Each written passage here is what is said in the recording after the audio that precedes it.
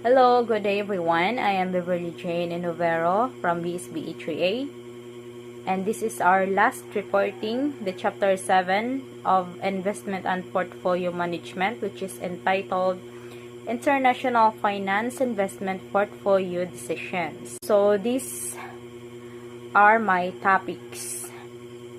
Number 1, understanding the international portfolio. Number 2, risky and less risky choices. Next is the advantages and disadvantages of an international portfolio. And the last one is the international finance. Understanding the international portfolio is an international portfolio appeals to investors who want to diversify their assets by moving away from a domestic-only portfolio. This type of portfolio can carry increased risk due to the potential economic and political instability in some emerging markets. There also is the risk that a foreign market's currency will slip in value against the US dollar.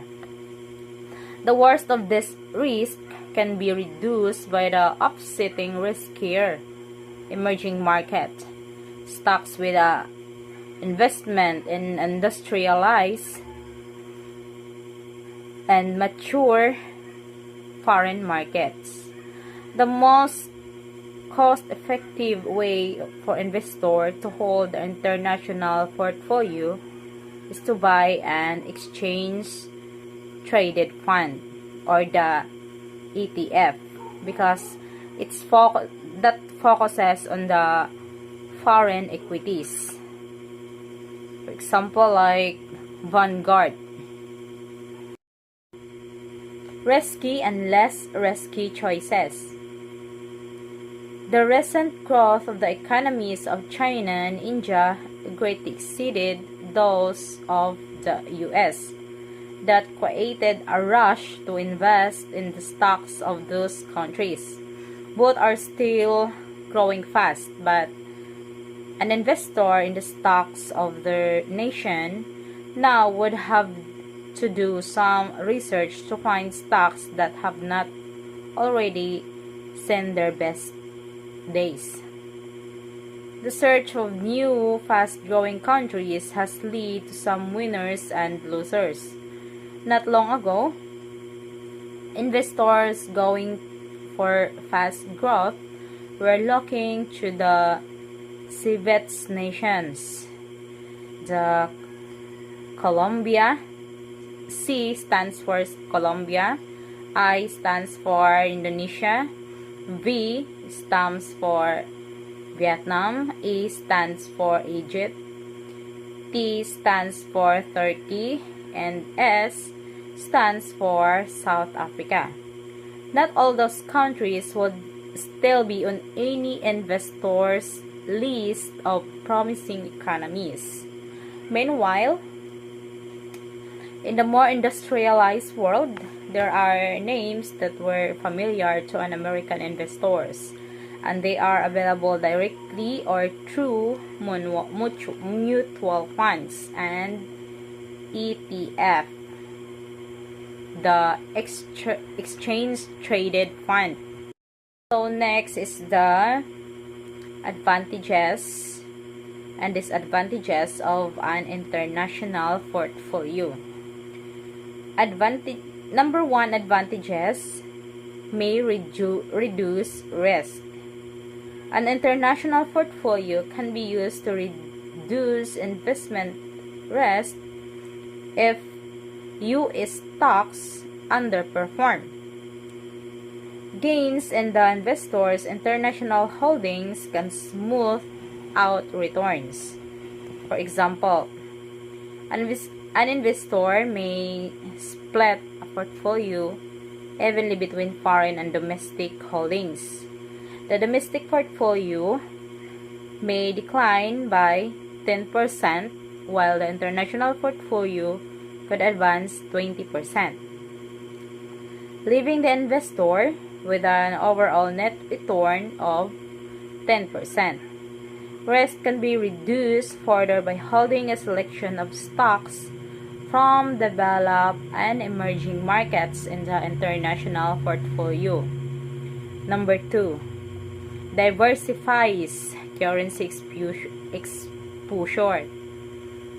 When investors buy stocks for an international portfolio, they are also effectively buying the countries in which stocks are quoted. For example, if an investor purchases a stock listed on the London Stock Exchange, the value of that stock may rise and fall with the British pound. If the US dollar falls, the investor's international portfolio helps to neutralize currency fluctuations. So, next advantage is the market cycle timing. An investor with an international portfolio can take advantage of the market cycles of different nations. For example, an investor may believe US stocks and the US dollars are overvalued and may look for investment opportunities in developing regions such as Latin America and Asia. They are believed to benefit from capital inflow and demand for commodities. So, I will proceed now the disadvantage. Number 1 disadvantage is political and economic risk. Many developing countries do not have the same level of political and economic stability that the United States does. This increases risk to a level many investors don't feel they can tolerate. For example, a political coup in a developing country may result in its stocks market declining by 40%. So next disadvantage is increased transactions cost. Investors typically pay more in commission and brokerage charges when they buy and sell international stocks, which reduces their overall returns. Taxes, stamps, duties, levies, and exchange fees may also need to be paid, which dilute gains further. Many of these costs can be significantly reduced or eliminated by gaining exposure to an international portfolio using exchange-traded fund or mutual funds. So next disadvantage is the currency exchange rate risk. Exchange rate is the value of one country's currency to another. Exchange rate fluctuate so it is possible to lose money if rates drop significantly. And my last topic, international finance. The field of international finance deals with the financial aspects of international trade. This includes foreign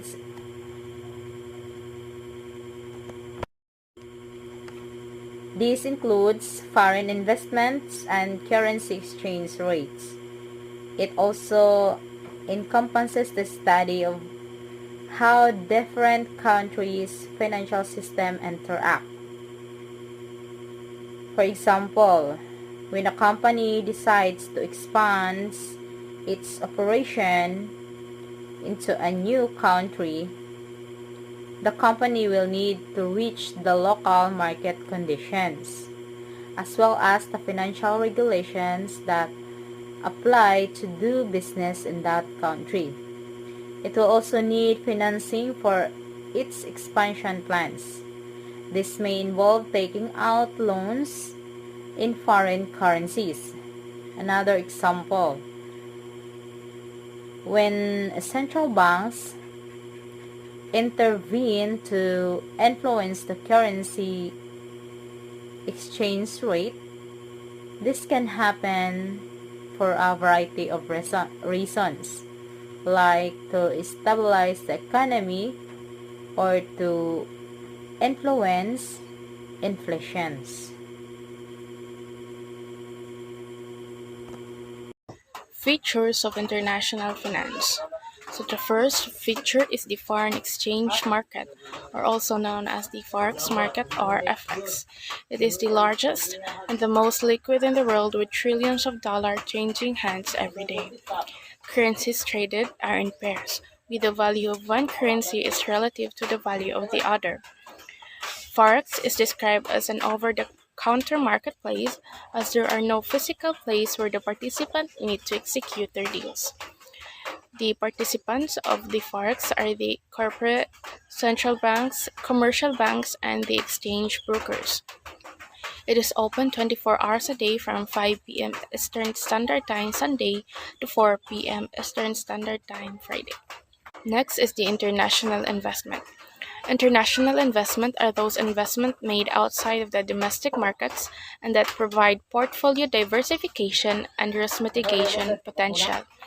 An investor can make international investment to diversify his or her portfolio and to increase the horizon returns. Next is the balance of payment.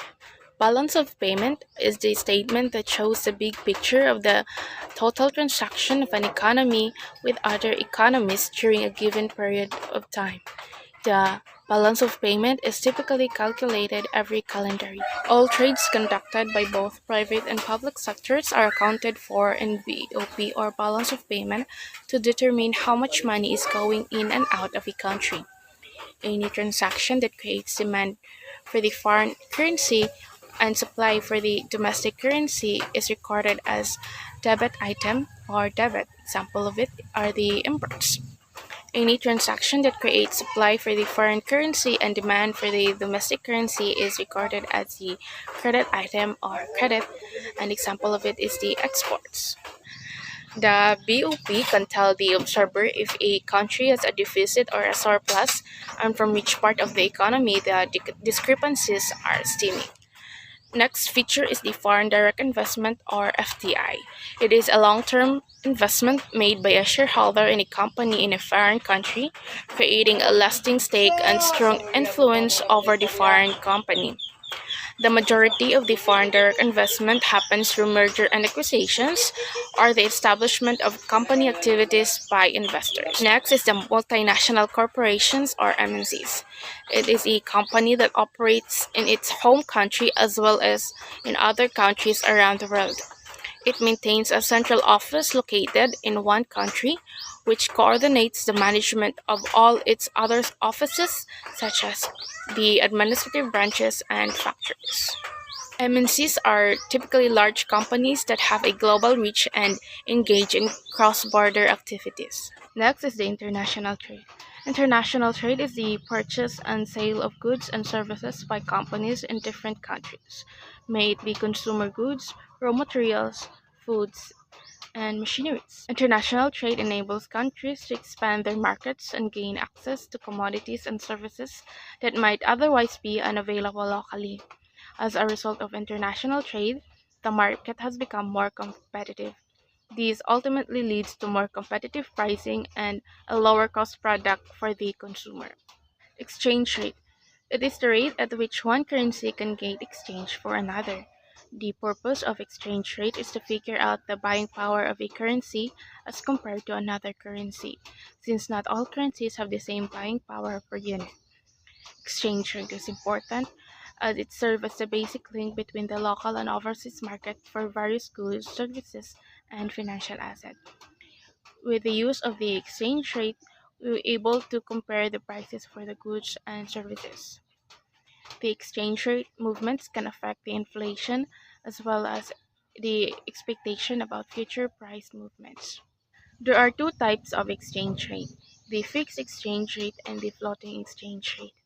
The fixed exchange rate means the nominal exchange rate is firmly set by the central banks, while the floating exchange rate is determined according to the supply and demand and is subject to the constant fluctuations. International Monetary Fund (IMF) is an organization of 190 countries where the Principality of Andorra is the newest member, working to foster global monetary cooperation, secure financial stability, facilitate the international trade, promote high employment and sustainable economic growth, and reduce poverty around the world. World Bank World Bank is an international development organization owned by 187 countries. Its role is to reduce poverty by lending money to the governments of its poorer members to improve their economies and improve the standard of living of their people. It was established in 1944 to help rebuild the Europe and Japan after the World War II. Its official name was the International Bank for Reconstruction and Development. In 1946, when it initially started operating, it had 38 members. Today, most of the countries are now members. International Bank for Reconstruction and Development, or IBRD, lends the government of middle-income and credit-worthy low-income countries. The International Development Association provides interest-free loans called credit and grants to government of the poorest countries. Both the IBRD and the IDA make up the World Bank. Currency crisis. It can be broadly defined as any situation in the forex market in which a currency and or unexpectedly depreciates significantly against other currencies. Currency crisis can have a number of causes such as economic mismanagement, speculative attacks, or a loss of confidence of a currency. For the most part, currency crises are not an isolated event and usually follows a financial or socio-political crisis. Interest rates. The interest rate is the amount charged on top of the principal by a lender to a borrower for the use of asset. A borrower that is considered low risk by the lender will have a lower interest rate, and a loan that is considered high risk will have a higher interest rate. Inflation is a quantitative measure of how quickly the price of goods in an economy is increasing. It is caused when goods or services are in high demand, thus creating a gap in availability. Supplies can decrease for many reasons: natural disaster or can the man-made distractions. Deflation occurs when too many goods are available or when there is not enough money circulating to purchase the goods. As a result, the price of goods and services drops. Sovereign wealth funds is a government investment come from a variety of sources such as excess revenues from government, natural resources revenues, trade surpluses, government transfer payments, and others. Sovereign wealth funds benefit the country's economy and its citizens. Foreign exchange reserves can include banknotes, deposit bonds, treasury bills, and other government securities. These assets serve many purposes, but most significantly help to ensure that central government agency has backup funds if their national currency rapidly devalues and become entirely insolvent. It is a common practice in countries around the world for a central bank to hold a significant amount of reserves in its forex. Most of the reserves are held in US dollars since it is the most traded currency around the world. It can also made up of British pound, Japanese yen, the euro, and Chinese yuan. International monetary system comprises central and commercial banks, international financial institutions, and various money market funds, including open market funds from the currency and bond markets. IMF is a set of conventions and rules that support cross-border investment, trades, and reallocation of capital between different countries. These rules define how the exchange rate, macroeconomic management, and balance of payments are addressed between nations. Bretton Woods Agreement. The Bretton Woods Agreement was negotiated in July 1944 by delegates from 44 countries at the United Nations Monetary and Financial Conference held in the Bretton Woods, New Hampshire. It is an agreement in which gold was the basis for the US dollar and other currencies were pegged to the US dollar's value. The exchange rate applied at that time set the price of gold at $35 an ounce. The Bretton Woods Agreement created the two Bretton Woods institutions, the International Monetary Fund and the World Bank.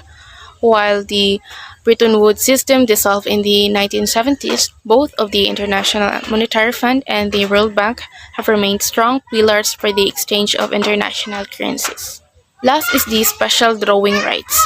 It is an international reserve asset created by the International Monetary Fund in 1969 to supplement its member countries' official reserves. To date, a total of a special drawing rights of 660.7 billion, about a $943 billion, have been allocated. The value of the special drawing rights is based on the basket of five currencies: the US dollar, euro, Chinese renminbi, Japanese yen, and the British pound.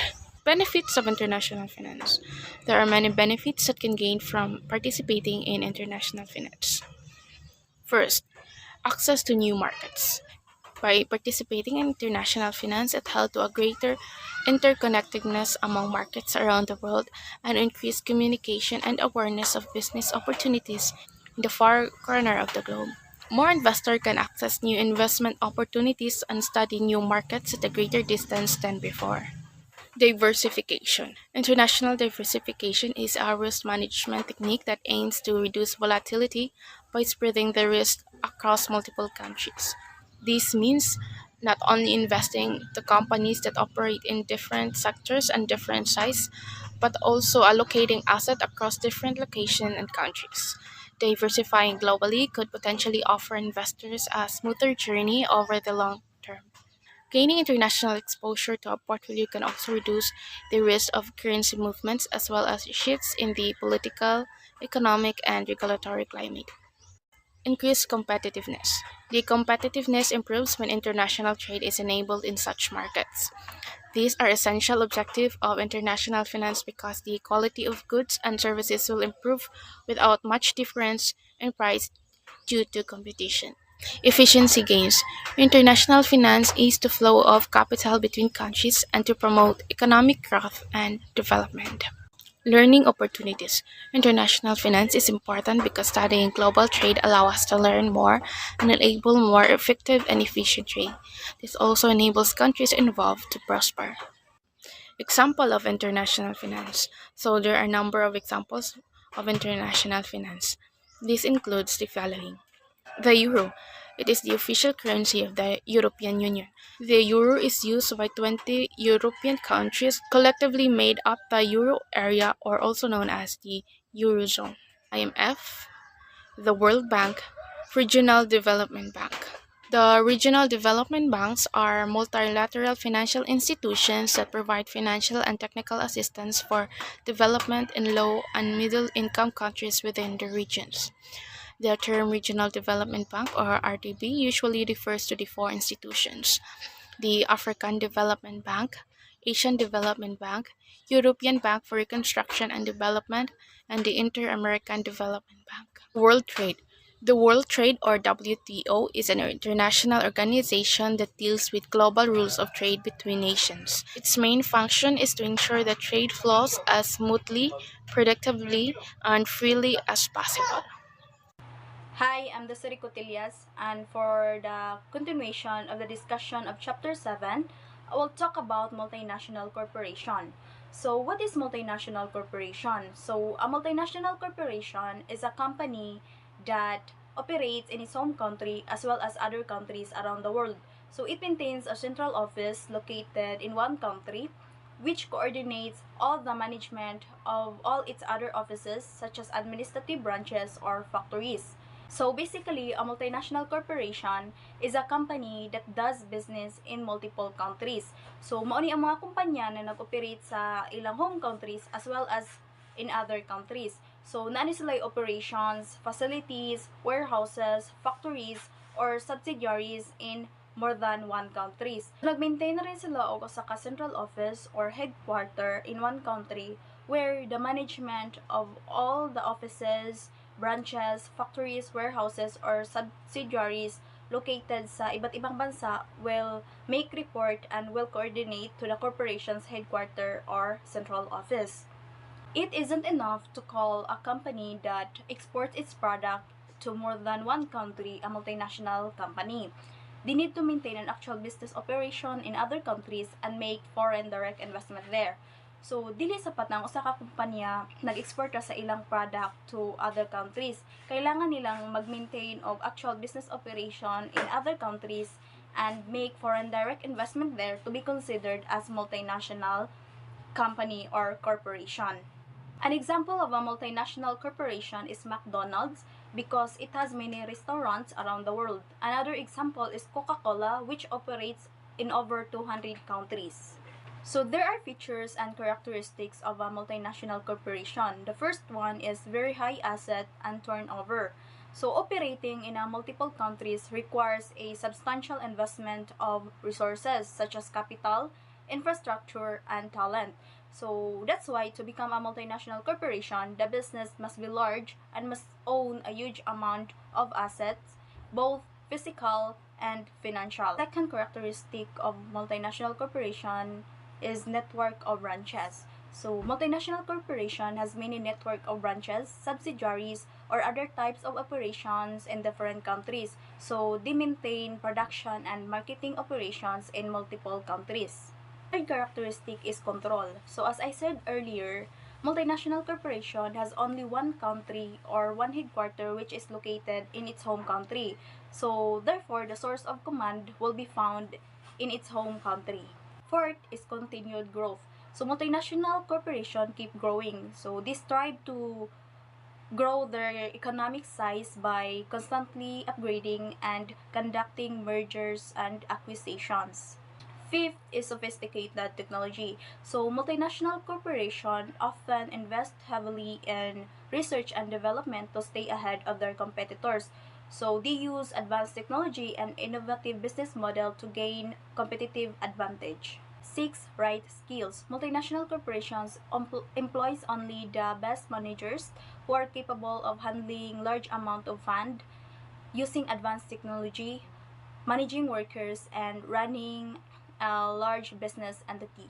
7 is forceful marketing and advertising, and 8 good quality products. So because multinational corporation use advanced technology, they are able to produce the top of the line products. There are many benefits of being a multinational corporation. So this includes efficiency. So multinational corporation, dali ra sila maka-access sa ilang target market kay magmanufacture man sila sa mga countries kung asa ang target market sa ilang business. Also, they can easily access raw materials and cheap labor costs to other countries where the manufacture are. Second benefit is development. So multinational corporation pay a substantial amount for local taxes which can help boost our country's economy. Third is employment. So multinational corporation gives employment to the people in the country where they operate in. And fourth is innovation. So as multinational corporations employ both local and foreign workers, they are more able to come up with products that are more innovative and creative. So what is foreign exchange market? So foreign exchange market, or also known as forex market or FX market, is an over-the-counter global marketplace where currencies are traded. So mao ni ang the largest and most liquid financial market in the world. So in foreign exchange market, the banks, financial institutions, governments, or individuals buy and sell currencies. Hi, this is Griselda Diviarot, and I will be the one to discuss about the types of foreign exchange markets. There are three types of foreign exchange markets: spot forex market, forward forex, and the futures forex market. Spot forex market. The spot market is the immediate exchange of currencies at the current exchange on the spot. This makes up a large portion of the total forex market and involves buyers and sellers from across the entire spectrum of the financial sector, as well as those individuals' currencies. In this market, the quickest transaction of currencies occurs. This foreign exchange market provides immediate payment to the buyers and the sellers as per the current exchange rate. The spot market accounts for almost one-third of all the currency exchange and trades, which usually take 1 or 2 days to settle the transactions. Forward Forex Market. The forward market involves an agreement between the buyer and seller to exchange currencies at agreed upon price at a set date in the future. No exchange of actual currencies takes place, just the value. The forward market is often used for hedging. In this market, there will be two parties, which can be two companies, two individuals, or governmental nodal agencies. There will be an agreement between the buyer and the seller to exchange currencies at price at a set date in the future. In other words, the forward currency market entails making a contract today to purchase or sell foreign currencies in the future. Futures Forex Market. The future market is similar to the forward market. This is the another version of the forward market because the future market is similar to the forward market in that there is an agreed price and agreed date. It includes the price and the time in the future to buy and sell on assets just like a forward contract. Unlike a forward market, a futures market has fixed contract size and maturity date. Futures can only be exchanged on an organized exchange and they undergo competitive trading. Then forward market does not require margins unlike all players in the future market.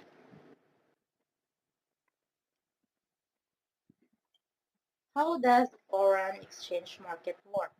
Foreign exchange market is not a centralized market. It works like an over-the-counter market. When you want to convert rupee into dollars, simply go for an exchange company, an individual informal market, or a bank that specializes in currency business. When you want to convert large amount of rupees into other currencies, open an account with bank or the company will trade to buy the required currency for you. Foreign exchange market tells us that the foreign exchange market functions based on the demand and the supply principles of a commodity. Like any commodity, the demand from a particular currency pushes its value up. This is called the appreciation of the value of currency. The supply and demand of one currency against other determines the values at which exchanges will trade them against one another. For example, if $1 equals to 80 euros, it essentially means that 80 euros have to be spent on purchasing $1 worth of goods. Types of a foreign exchange risk. Foreign exchange risk is the chance that a company will lose money on international trade because of currency fluctuations. Foreign exchange risk, also known as currency risk, FX risk, and exchange rate risk. It describes the possibility that an investment's value may decrease due to changes in the relative value of the involved currencies. It affects investors and business involved in international trade. So types of foreign exchange risk. There are also three types of foreign exchange risk: the transaction, translation, and economic risk. Transaction risk. This is the risk that comes with the time delay between the transactions and the settlement of the transaction. And this time period, if the exchange rate changes, the company may receive less money in their local currency. Transaction risk also occurs when a company buys products from a supplier in another country and price is provided in the supplier's currency. If the supplier's currency appreciates versus the buyer will have to pay more in its base currency to meet the contracted price. Translation risk. This is the risk when a company holds a large sum of money in a foreign currency and is subjected to changes in the economic climate of that country. It refers to how a foreign exchange transaction will impact financial reporting, like the rest of the company's equities, assets, liabilities, or income will change in value as a result of exchange rate changes. This risk occurs because subsidiaries of a parent company in another country denominate their currency in the countries where they are located. The parent company faces potential losses when it must translate the subsidiary's financial statements into its own current country's currency. Economic risk. This is the risk that a company's value may be affected due to the change in the exchange rate. It is also known as exposure, rather operating exposure rather. This refers to the impact on a company's market value from exposure to unexpected currency fluctuations. This can affect a company's future cash flows, foreign investments, and earnings. Economic exposure can have a substantial impact on a company's market value. First, exposure is greater for multinational companies which with many overseas subsidiaries and a large number of transactions involving foreign currencies. Globalization has increased economic exposure for all companies. Effects are far-reaching and long-term in nature. Economic exposure is difficult to measure precisely. Causes of foreign exchange rate. Foreign exchange risk is caused by fluctuations in international currencies. There are several causes of these fluctuations. First is the macroeconomic factors, such as significant swings in exchange rates. Then the government policies. The government policies can result in a dip or hike in market movement. The changes in inflation, interest rates, import-export duties, and taxes impact the exchange rate. Next is the sovereign risk. The government is unable to repay its debt and defaults or its payments. Can have a direct impact on investment rates or repercussions can trigger other business-related troubles. It also includes potential political unrest and even a change in government policies which can impact the exchange rate and in turn affect business transactions. Then the collapse of foreign government. Credit risk that the counterparty will default making the obligations it owes out of a seller's control as it depends on another party's commitment to pay its debts. Then the counterparty's business activities must be monitored so business transactions are closed at the right time without risk of default. So that's all. Thank you. Three ways to manage foreign exchange risk. So for US companies, there are three ways to manage and mitigate foreign exchange risk. So what is foreign exchange risk? So foreign exchange risk is also known as exchange rate risk. It's the risk of financial impact due to exchange rate fluctuation. In simpler terms, foreign exchange risk is the risk that a business financial performance or financial position will be impacted by changes in the rates between currencies. So the three ways to manage the foreign exchange risk is: number one, establish a forward contract with a bank or a foreign exchange service provider. Number two is the exporter accept foreign currency payments only with cash in advance. Third is match foreign currency receipt with expenditure. So number one, establish a forward contract with a bank or foreign exchange service provider. So, as the most direct and common method for managing foreign exchange risk, this option ensures that a U.S. exporter will receive a predetermined payment in U.S. dollar even if the rate fluctuates. To set one up, the exporter must know three things: the foreign currency, amount, date the exporter will pay, and the currency exchange delivery date. So the setting up forward contract involves several steps. So there are steps in managing in the ways: in number one, establish a forward contract with a bank or foreign exchange service provider.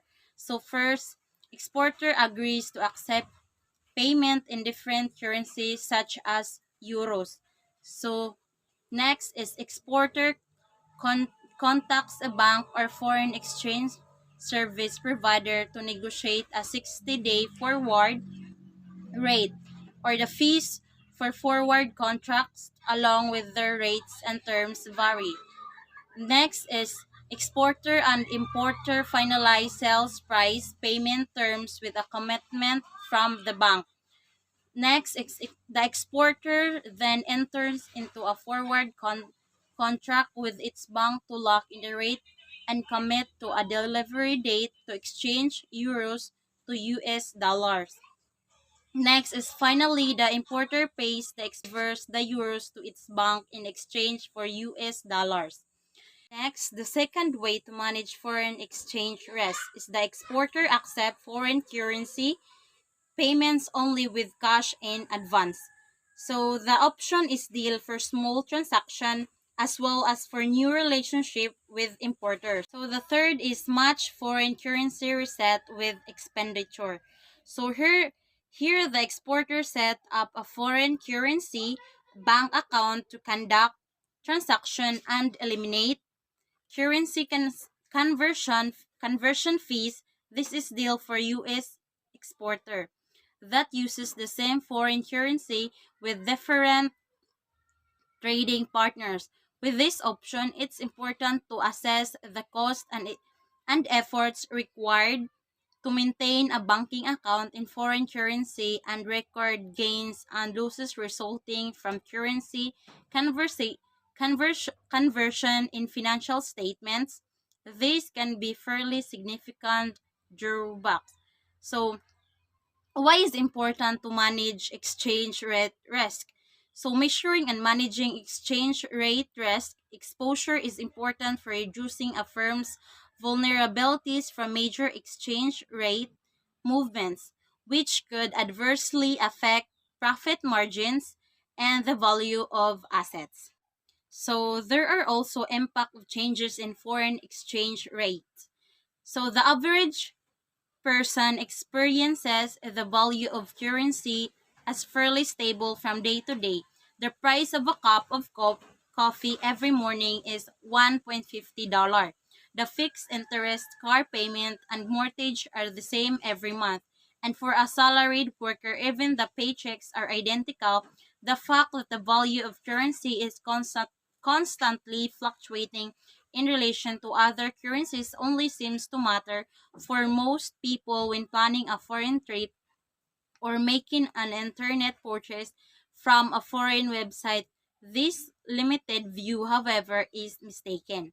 So the indirect impact of exchange rates and their fluctuation extend much more broadly and deeper in ways that affect several of the most important aspects of our economic lives, like how long it takes to get a job, where we can afford to live, and when we can retire.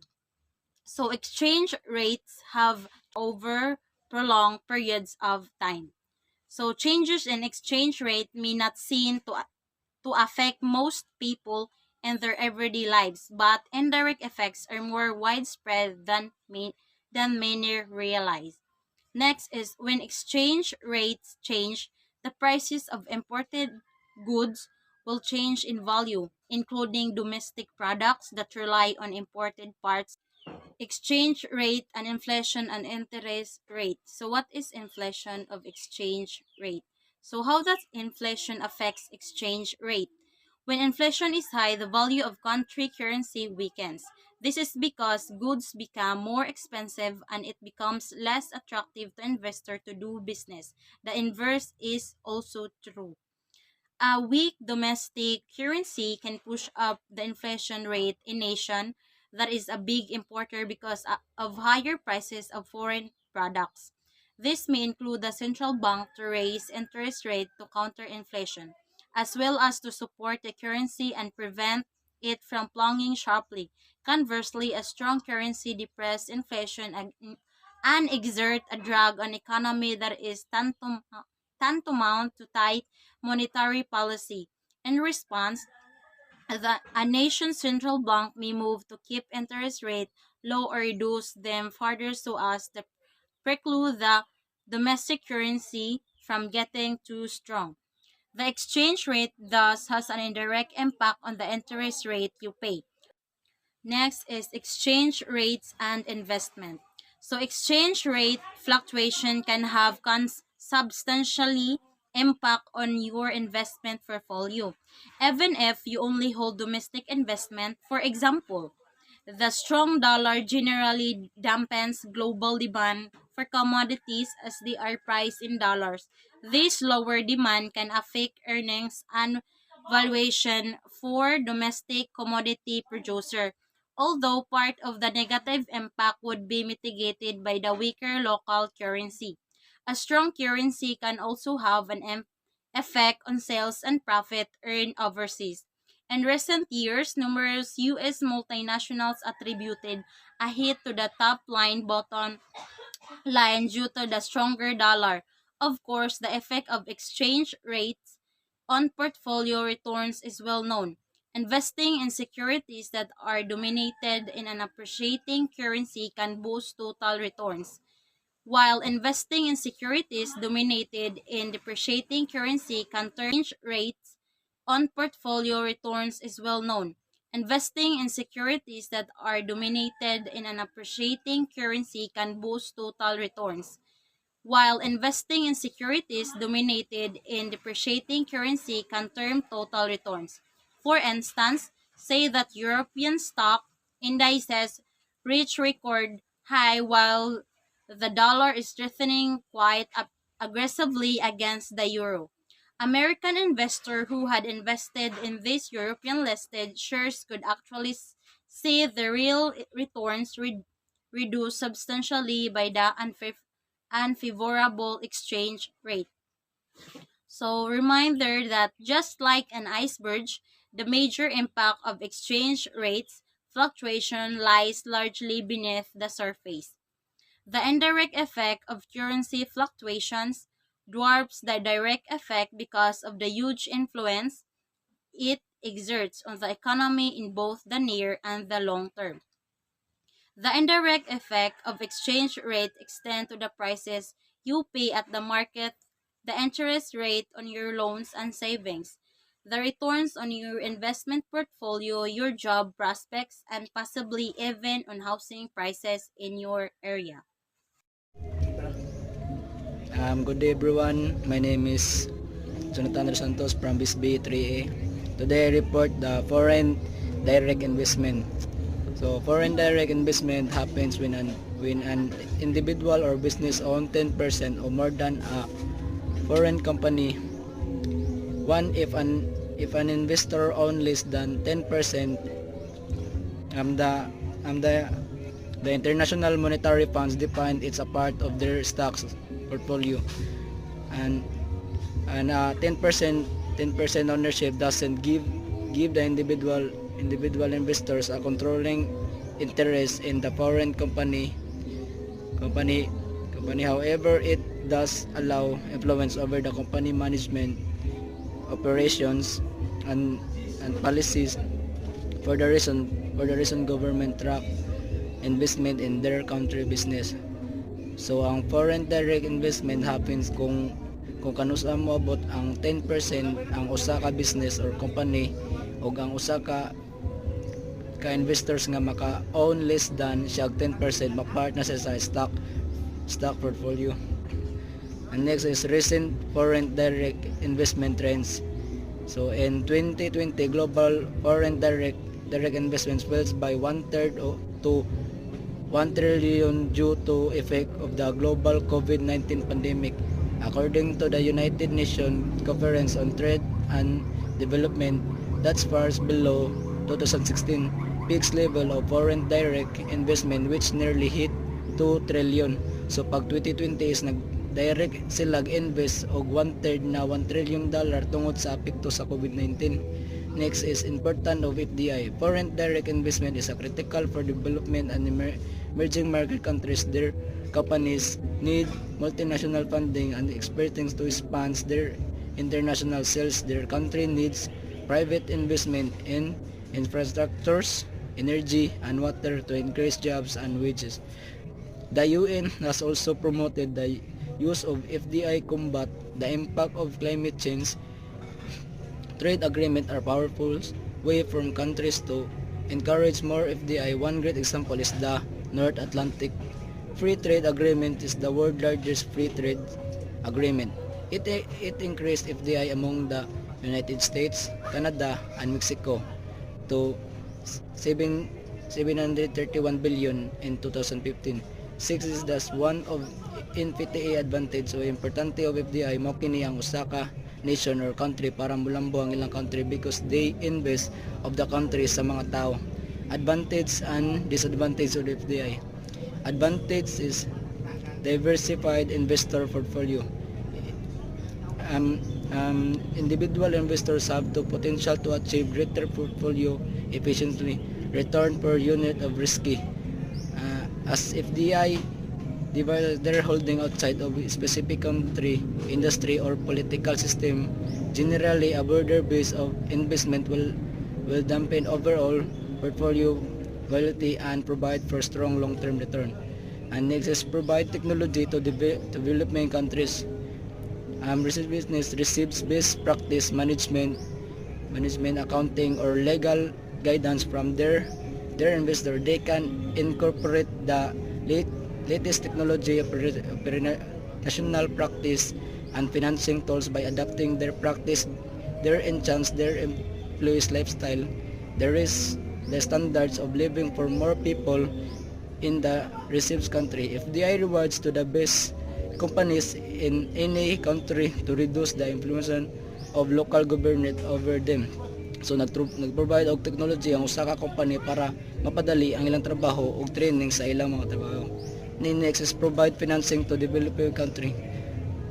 Recipient countries see their standards of living rise as the recipient company benefits from the investment. It can pay higher tax.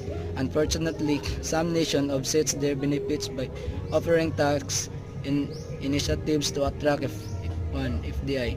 So na nation or countries nga nag-invest og tax para na sila benefits such as insurance and na country nga wala nag-invest og tax due to higher pay. Promote stable long-term lending. Another advantage of FDI is that it offsets the volatility created by hot money. That's when short-term lenders and currency traders create an asset bubble. They invest lots of money all once, then sell their investment just as fast. That can create a boom, the cycles that ruins economies and end political. Foreign direct investment takes long to set up and more permanent footprint in country. So an disadvantage not suitable from strategically important industry. Countries should not allow foreign ownership of company in strategically important industry that could lower comparative advance of the nation. According to IMF report, investor has less more attachments. Foreign investor might strip to the business of its value without adding any. The cold sell a profitable portion of company to localist investor, and then unetical access to local market. They can use the company collateral to get lower cost loans instead of renovating the lend funds back to the parent company. So ang usa ka company mo loan sa laing company, dapat na sila ihatag ang collateral to lend the funds to the company. And that's all my report. Thank you. Hi, this is Dana Mirubsada from BSBA3A. International financing. International financing were also referred to as international macroeconomics. It is the branch of financial economics broadly concerned with the monetary relationship at a global level. It examines the dynamic of foreign direct investment, exchange rates, balance of payments, allocation of funds, and the global level and the other aspects of financial management. International financing encourages monetary transactions between two or more countries. There are three sources of international financing. First is commercial banks. Commercial banks not only funds businesses and the firms in the home country, rather it extends to the global level. Commercial bank provides foreign currency loans and the advances all over the world. Loans are generally provided for the business purposes, are a very famous sources for funding non-trade operation internationally. Different banks across countries offer a different and wide range of loans, advances, and services to firms. The market of international finances and export or import industries is incomplete without commercial bank. Commercial banks have a lot of offer in international financing.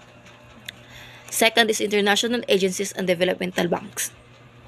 They is named developmental banks because this is introduced by the government for the developmental purposes only.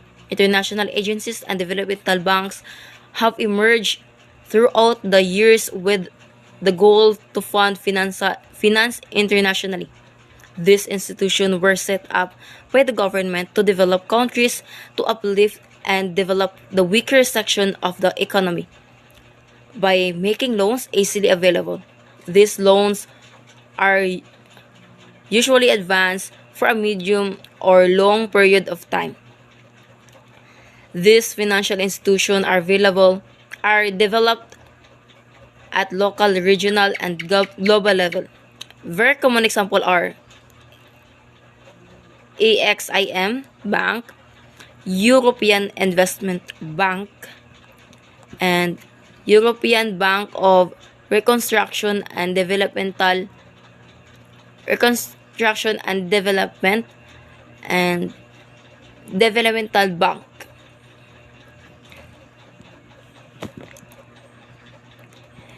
Third is international capital market. International capital market exists with the aim of financing efficiencies in economies and generating economies of scale. It is the most consumed source of financing. Organizations in current times, including global corporation, and dependent on a large amount of funds in addition foreign currencies. Under this source, Good day, sir. I'm Kelvin De Bautista from BSBE 3A. I assigned to report American Depository Receipt. The American Depository Receipt are quite similar to the Global Depository Receipt. So, ADRs refers to negotiable receipt certificate issued by the U.S. Compository Bank representing og mga certificate of numbers shares nga usually one of shares of a foreign company stock, or ang mga kanipod EDR mo trade po ni siya sa mga US stock market as any domestic shares would. And there are two type of EDRs. First is sponsored EDR and second is unsponsored EDR.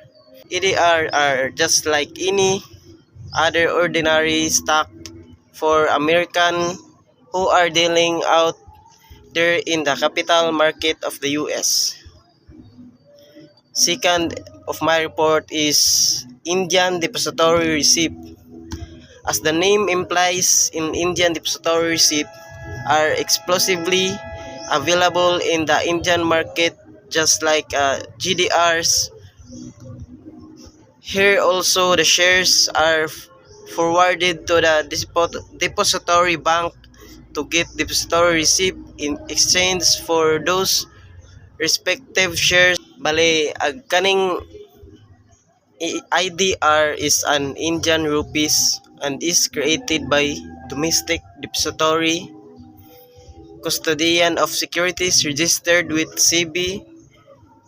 Ag meaning aning CB kay Securities and Exchange of Board of India na issue ni against the underlying equity sa company to enable foreign companies to raise the fund from the Indian securities market.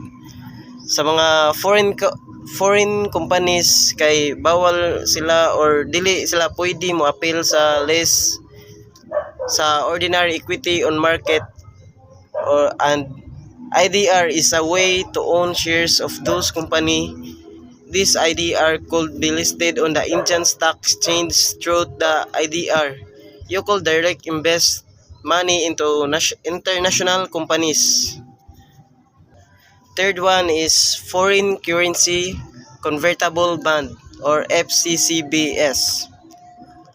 Foreign currency convertible bonds are area of combination of debt and equity instrument just like any other convertible security.